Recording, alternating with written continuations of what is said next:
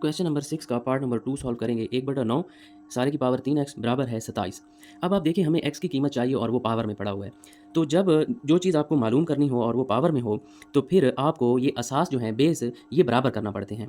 क्यों बराबर करते हैं? जब बेस बराबर हो जाएँ तो फिर पावर जो है वो आपस में बराबर हो जाती हैं। इस तरह से फिर हमारे पास x की कीमत आ जाएगी। तो बेस बराबर करने के लिए आप 9 की भी फैक्टराइज़ेशन कर लें, 3 वाला टेबल इस पर जाता है 2 दफ़ा और इसी तरह आप 27 की भी फैक्टराइज़ेशन कर लें, 3 वाला टेबल 9 दफ़ा, फिर 3 दफ़ा और 1 दफ़ा। यानी कि 9 को हम लिख सकते हैं 3 की ताकत 2, जबकि 27 को हम लिख सकते हैं 3 की ताकत 3, क्योंकि 3 जो है वो 3 दफ़ा इस पर टेबल गया है।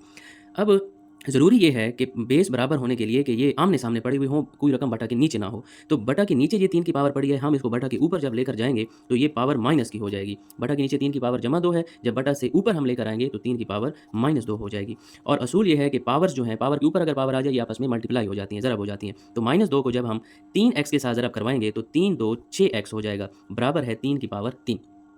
अब हम हमारे पास ये असास जो हैं ये बराबर हो गए हैं। एक जैसे असास हैं और बराबर हैं, तो जब असास एक जैसे और बराबर हों तो फिर उनकी पावर्स जो हैं उनको हम आपस में बराबर रख सकते हैं। -6x ये वाली पावर, इस पावर जो है 3 के बराबर हो जाएगा।